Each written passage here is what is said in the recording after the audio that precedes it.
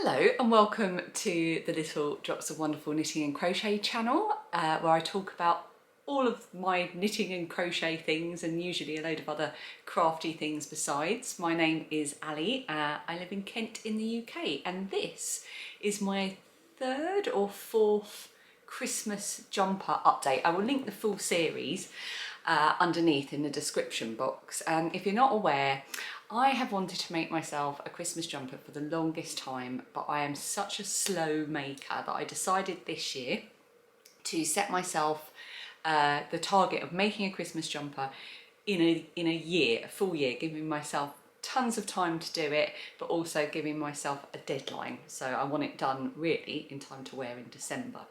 And I'm very glad I did that, because it is taking me forever, and I was due to update you on my Christmas jumper at least a month ago, so this is a bit late. This should be my May-June update, so I should have done this like at the end of June.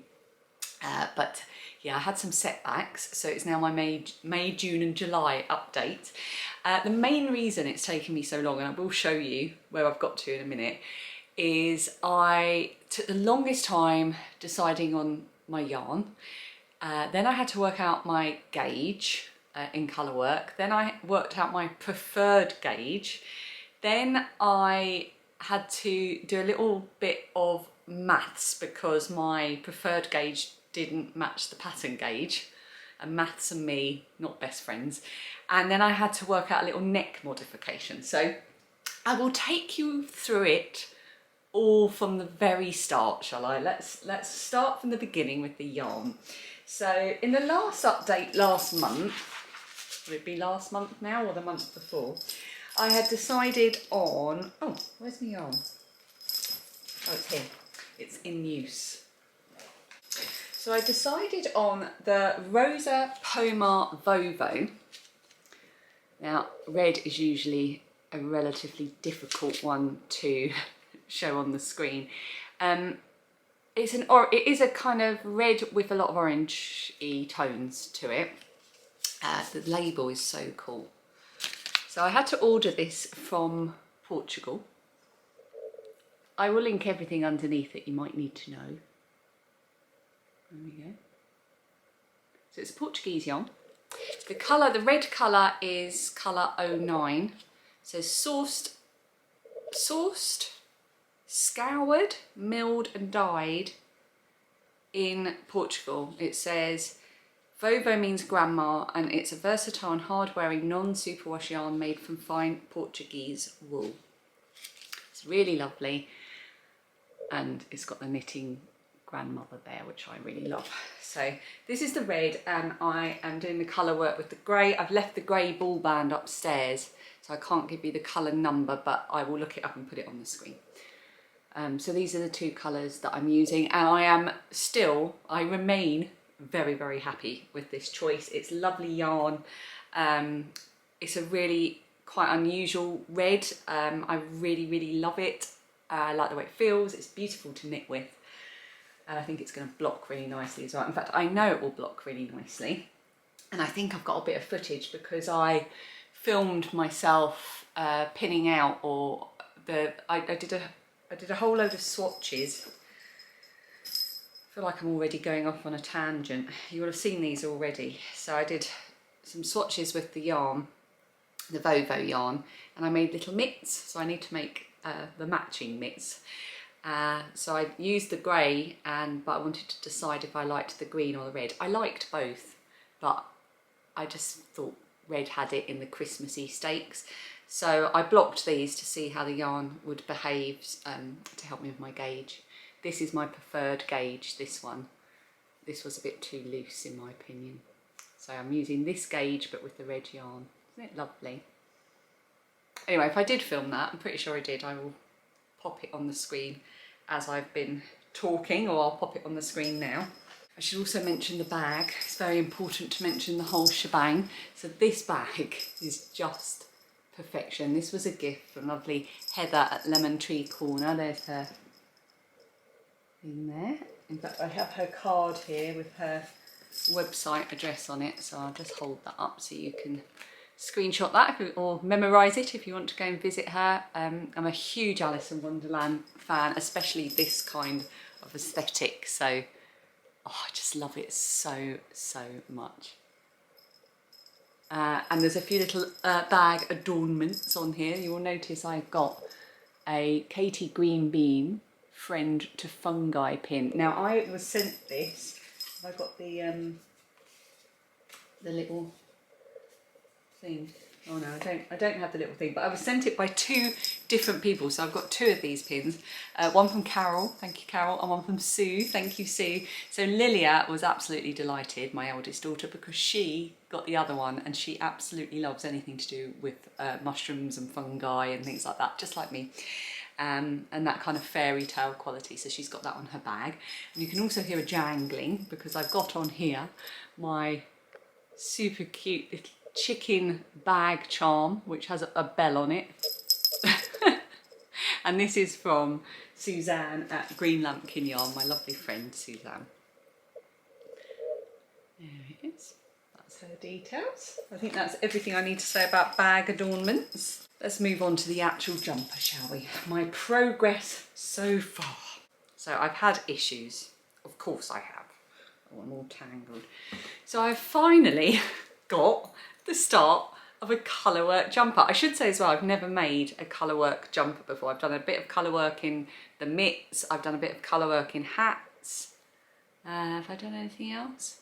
But I've never made, I've never made a colourwork jumper. I'm not sure yet. There's an option with this. Oh, the pattern.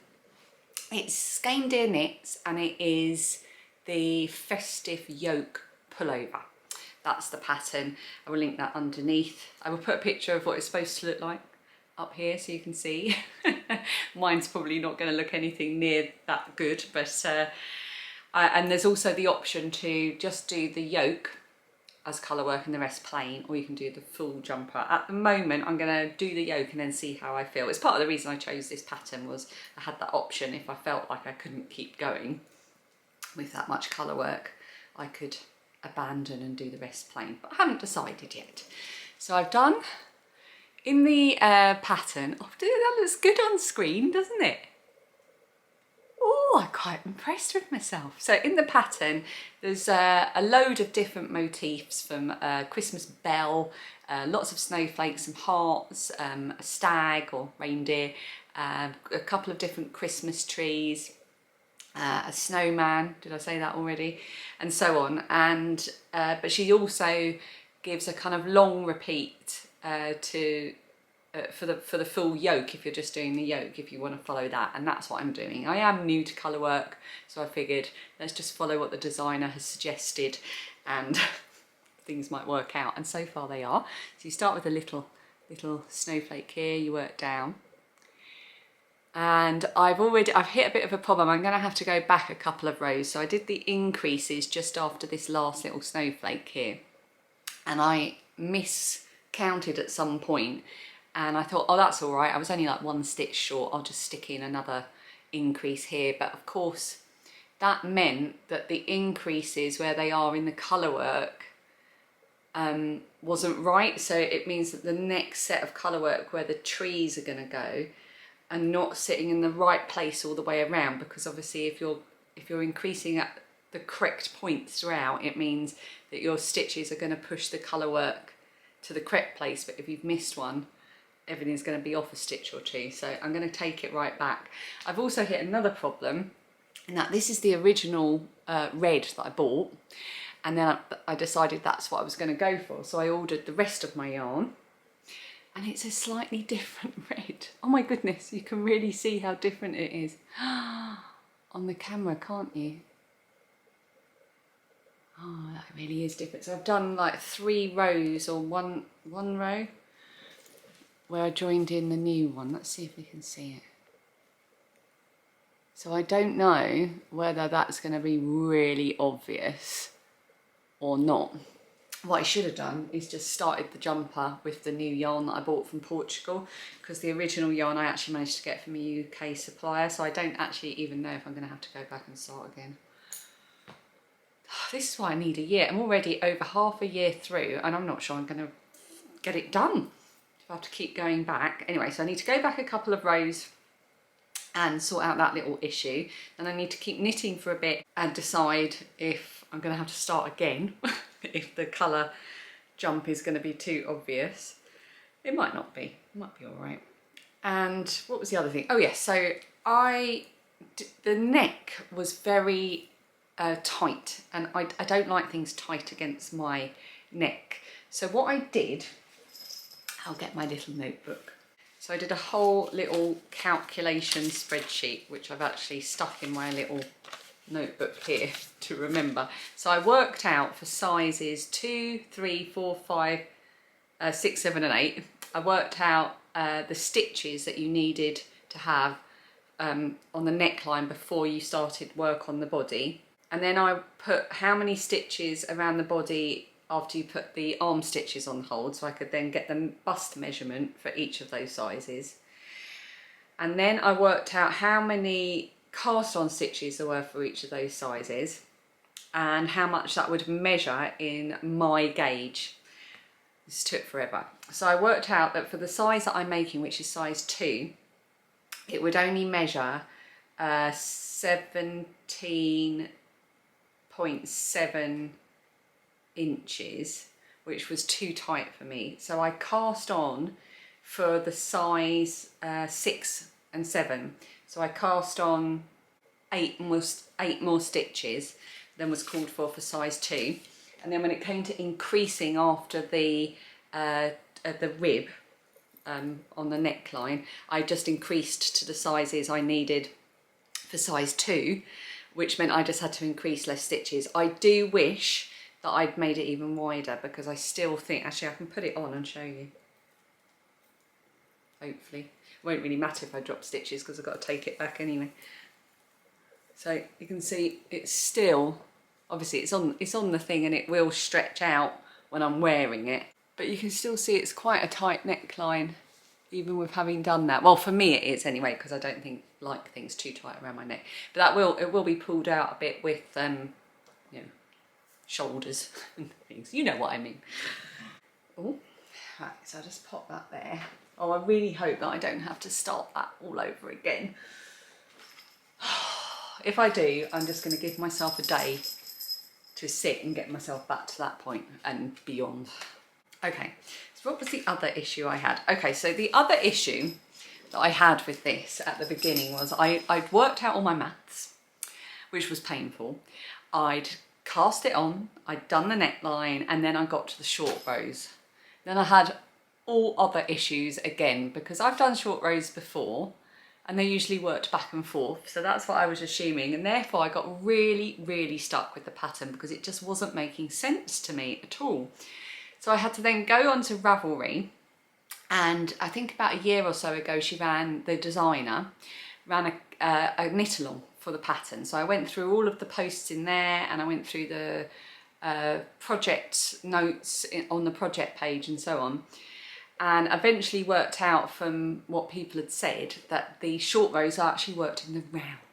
So you complete your first short row and then you keep going all the way around the body back to the other side, and you work them like that. So once I'd worked that out, it all became a bit easier and I managed to complete the short rows. And then I wasn't sure where the new beginning of round was going to be, because it becomes off center, and that felt a bit weird, and it wasn't completely clear to me as a newbie knitter of, you know, both sweaters and colour work, where that beginning of round should be. But again, I turned to the project notes, it took me a while, and then I was pretty confident that I could keep going.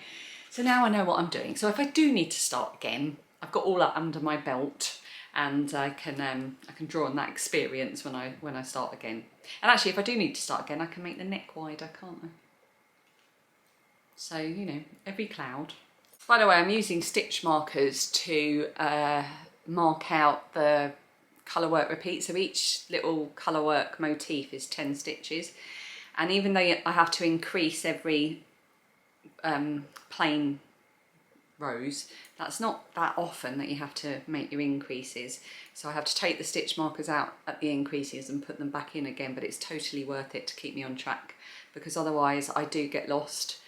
And yes, I'm using all kinds, and it's also a good excuse to use all the Christmassy stitch markers. So I've got my little present, silver present bow, little wreath. That's a little glittery Christmas pudding that I made. I've got a couple of wands. Got another Christmas pudding somewhere. Here it is. Got another little Christmas pudding that I made. I've got a super sparkly one. Got to have all of the fun, sparkly, Christmassy adornments. And I made a really hilarious little robin somewhere. Oh, there he is. Out of Fimo. I put it on Instagram and someone said the penguin was really cute. I can see their point. Oh no, come on, turn around and look at the camera, little penguin robin. There he is. So that's marking my beginning of round. And my little notebook was a gift ages ago from Carla. I love having little notebooks like this in my project bags. I've got a couple on the go at the moment. And they're really rough little things. I do colour them in and stuff like that, and I keep notes, but they're also just for, you know, keeping track of rows and stuff like that. They're a real working thing and not meant to be beautiful, but I do have fun doing little coloured bits and things. I also wanted to say about the colour work. I knit colour work, so I knit continental style, which means I hold the yarn in my left hand. And when I knit colour work, I do the same, and I hold both colours in my left hand. And I've done a little experiment this time. So when I hold the yarn, I won't really be able to show you this very well. So I separate it with my middle finger there, and then I hold it up on my finger. So you can see probably that when I'm knitting, the grey is on the bottom and the red is on the top. And I held the yarn like that with the grey on the bottom and the red at the top for the whole first bit of the colour work. So this first little bit and that first big snowflake. And then as a little experiment, I changed and held the red on the bottom for these ones to see if it made a difference. And it did make a difference. When I hold the grey on the bottom, the grey is the more prominent colour. And I didn't think it would make that much difference. And when I hold the red on the bottom, the red is the more prominent colour. So that was a fun experiment to do, or not fun, but useful. Because I now know that if I want a colour to be the more prominent thing, then I hold it on the bottom. So I'm already learning a lot just in this first little section of the jumper. And I think it says a lot that because of what I've learned, if I do have to start from scratch, I don't feel too intimidated by it.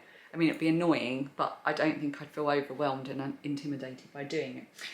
What else to say? Oh yes, just some decisions. So I need to decide whether I'm going to do all over colour work or just the yoke. At this point, I'm thinking I'll probably just do the yoke, or let's face it, I'm never going to have it ready. And the other thing I need to decide is whether I want to do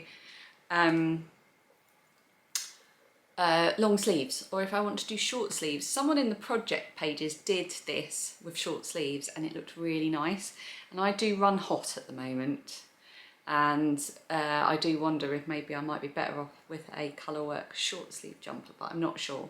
If I did do the yoke, just the yoke colourwork, I'd probably do some motifs around the bottom, just before the bottom rib. And if I did do it short sleeved, I think the colourwork, I could still do the colour work on a little bit of short sleeve. I'll have to have a look at the pattern. I haven't looked at the sleeve pattern yet, so that's where I am. So I've been seeing lots of other Christmas jumpers popping up in the thread. I'll put some pictures up here so you can see whilst I'm talking, and on Instagram as well. So it's really nice that so many of you decided to hop in and just, you know, just for fun, to, you know, get your Christmas jumpers done. I think I might even do this again next year, regardless of my success this year, because next year I think I'd want to make myself a crochet Christmas jumper as well. So I'm really enjoying the process. It's really making me take time to stick to it and get something done that I really want to do. And I feel like I've learned a lot as well. It's demystified some things for me, or maybe it's not demystified, but made me realise I can work through my mystification. So that's my little update, and I will see you again not so long this time. So let me see, we're at the end of July now, so I really need to come back to you at the end of September with some pretty good progress, because if at the end of September I don't have something that almost resembles a full jumper, then I'm going to have problems. As long as it's done by the end of the year. I'd like to wear it for Christmas, but at the end of the day, if it's just done for the end of the year, it's done within my time frame.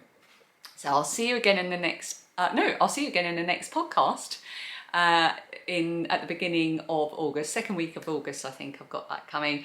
And I'll see you again probably at the end of September for a Christmas jumper update. Until then, have a wonderful summer, wonderful August, and I will see you again in a couple of weeks' time. Oh, and don't forget to hit like and subscribe, which I always forget to say. Thank you so much for watching.